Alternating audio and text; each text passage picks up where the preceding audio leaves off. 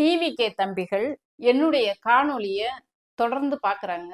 பார்த்துட்டு அதுக்குரிய கமெண்ட் பண்றாங்க. அதுக்கு நானும் பதில் சொல்லிட்டு இருக்கேன். இப்போ நேத்து வந்துட்டு அமைச்சரவையில ஒரு பிராமணர் வெங்கட்ராமன் அவர்கள் கல்வித்துறை அமைச்சராக பதவி ஏற்றுக்கிட்டாரு. அதனால என்ன மாதிரியான விளைவுகள் வரும்னு சொல்லிட்டு வீடியோ போட்டிருந்தேன். அதுக்கு வந்து தம்பிகள் வந்து ஒரு கமெண்ட் பண்ணியிருக்காங்க.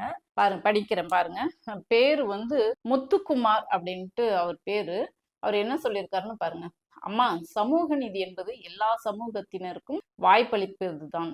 விஜய் அண்ணா செய்திருப்பது மிகச் சரியான விஷயம். நீங்கள் பிராமணர்கள் நம்மளை கல்வி கற்க தடை செய்தார்கள் என்றால் அந்த காலத்தில் ஒரு ஔவையாரோ வள்ளுவரோ வந்திருக்க முடியாது. கம்பர் ஒரு நாடார், அவரும் வந்திருக்க முடியாது.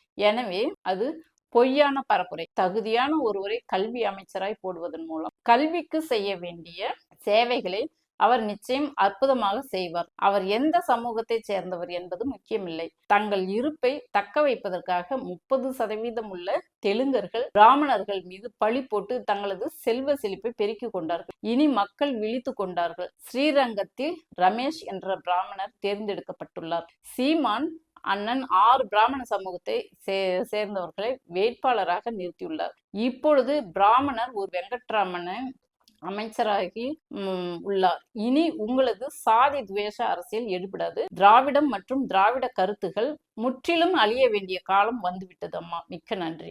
நாகரிகமா தான் எழுதியிருக்காங்க. இதுல வந்துட்டு பிராமணர்கள் 30% இருக்கிறவங்கள தெலுங்கர்கள் வந்து பிராமண துவேஷம் பண்ணி கெடுத்துட்டாங்க அப்படின்னு சொல்லியிருக்காரு.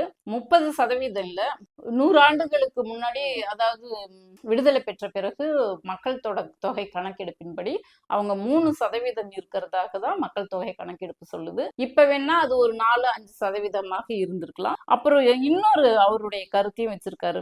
அதாவது ஔவையாரு, வள்ளுவர், கம்பர் போன்றவங்க எல்லாம் எப்படி படிச்சாங்க அப்படின்னு சொல்லி கேட்கிறாரு.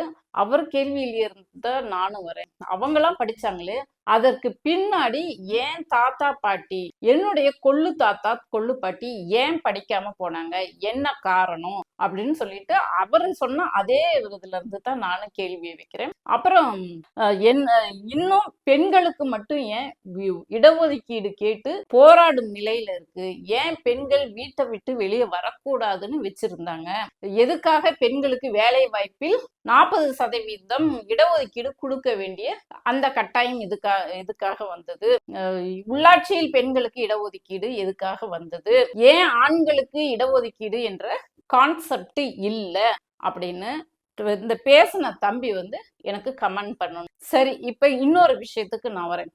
இப்ப வந்துட்டு எப்படி வள்ளுவரும் ஔவை பாட்டியும் படிச்சாங்கன்னு சொல்லி கேட்டிருக்காரு. அதுக்கு நான் ஒரு புள்ளி விவரத்தை மட்டும் சொல்லிடுறேன். 1901ஆம் ஆண்டில் எழுத படிக்க தெரிந்தவர்களின் புள்ளி விவரம் என்ன சதவீதத்தின் அடிப்படையில சொல்றேன் பாருங்க. தமிழ் பிராமணர் 73.6%, தெலுங்கு பிராமணர் 67.3%, நாயர் 39.5%, செட்டியார் 32, இந்திய கிறித்துவர் 16.2, நாடார் 15.4, பலிஜா நாயுடு தவறை 14.3, வேளாளர் 6.9%, கம்மா 4.8%, காப்பு ரெட்டி 3.8%, வெளமா 2.5%. இது வந்து இந்த இடஒதுக்கீடு கான்செப்ட் வருவதற்கு முன்னாடி தமிழர்களுடைய கல்வி படித்தவர்களுடைய இதுல வந்து ஆண்கள் மட்டும்தான் இருக்காங்க, பெண் ஒருத்தர் கூட இல்ல. அந்த லிஸ்ட்லயே ஆண் படித்த கல்வி கற்ற விகிதம் மட்டும்தான் காட்டியிருக்காங்க. ஏன் வரல? அப்ப பிராமணர்கள் மட்டும்தான் 73.6% படிச்சிருக்காங்க. தமிழ் பிராமணர்கள் 67.3% படிச்சிருக்காங்க. மற்றவங்களாம் வந்து இரட்டை இலக்க எண்ண அடையறதுக்கே ரொம்ப குறைவா இருக்காங்க. ஏன் இந்த பாகுபாடு? இடஒதுக்கீடு வந்து 1920க்கு பிறகு வருது நீதி கட்சி ஆட்சியில. இடஒதுக்கீடு வந்ததுக்கு அப்புறம் தான் மெல்ல மெல்ல ஒவ்வொருத்தரா வந்து படிச்சு மேல வராங்க. இந்த ஸ்பேஸ் எதுக்குன்னு அந்த தம்பி வந்து சொல்லணும். அதுக்கப்புறம் இன்னொரு வார்த்தையும் சொல்லியிருக்கு, இதுக்கு மேல மெல்ல திராவிடம் வந்து அழிஞ்சு போயிடும் அப்படின்னு சொல்லியிருக்கு. தம்பி, இது நீ இல்ல, உன் அப்பன் காலத்திலயும் முடியல, உன் பாட்டன் காலத்திலயும் முடியல, சரியா? அறிஞர் அண்ணா இறந்த பிறகு எல்லாம் பட்டாசு வெடிச்சு கொண்டாடினாங்க, பட்டாசு வெடிச்சு ஸ்வீட் கொடுத்து கொண்டாடினாங்க. அவ்வளவுதான், திராவிட முன்னேற்ற கழகம் அழிஞ்சு போயிடுச்சு, இதோட முடிஞ்சு போயிடுச்சுன்னாங்க. அதுக்கப்புறமா கலைஞர் வந்தாரு. கலைஞர் வந்து எம்ஜிஆர் வெற்றி பெற்ற உடனே அவ்வளவுதான், திமுக முடிஞ்சு போயிடுச்சு, இனிமே புதைச்சாச்சு அப்படின்னாங்க. அதுக்கப்புறமும் திமுக ஆட்சி பிடிச்சது. ஜெயலலிதா வந்து வெற்றி பெற்ற பிறகு அவ்வளவுதான், இதோட திமுக முடிஞ்சு போயிடுச்சுன்னாங்க. வெற்றி பெற்று வந்து ஆட்சி பிடிச்சோம். இப்போ எடப்பாடி வந்த பிறகும் அதே பேச்சு தான் வந்தது. இவருக்கு கட்டம் சரியில்லை, பல்வேறு இவருக்கு வந்துட்டு ராசி இல்லை அப்படின்னு பல காரணங்கள் சொன்னாங்க. எங்க தலைவரை பார்த்து ஆட்சியை பிடிச்சாரு. இப்பயும் அதே தான் சொல்றாங்க, திமுகவை மண்ணோட மண்ணா புதைச்சாச்சுன்னு உங்க தம்பிங்க இந்த டிவிகே பசங்க வந்து சொல்லிட்டு இருக்காங்க.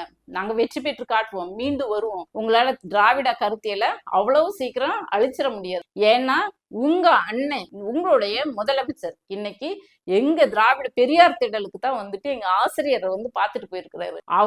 அவர் திராவிட கொள்கையை கடைபிடிக்கிறாரா இல்லையா அது ரெண்டாவது. ஆனா அவருக்கு பெரியார் என்ற ஒரு சித்தாந்தத்தை வச்சு கட்சி நடத்த வேண்டிய தேவை இருக்கு. தமிழ்நாட்டுல யாரா இருந்தாலும் பெரியார் என்ற முகத்தை எடுக்காதவங்க ஃபெயிலியர் தான் ஆவாங்க, சீமான் மாதிரி. அதனாலதான் உங்க அண்ணன் ரொம்ப உஷாரா அவர் கொள்கையை கடைபிடிக்கிறாரா இல்லையா. திருப்பரங்குன்றம் போய் உருளத்தனம் போட்டு வந்துட்டாரு, திருச்செந்தூர் போய் கடைபிடிக்க மாட்டாரு. ஆனாலும் பெரியார் என்ற முகம் அவருக்கு தேவைப்படுது. அதனாலதான் இன்னைக்கு பெரியார் திடலுக்கு வந்துட்டு போயிருக்கிறாரு. திராவிடத்தை உன் அப்பன் உன் பாட்டன் யாரு வந்தாலும் அழிக்க முடியாது. கமெண்ட்ல வந்து சொல்லு தம்பி. நன்றி, வணக்கம்.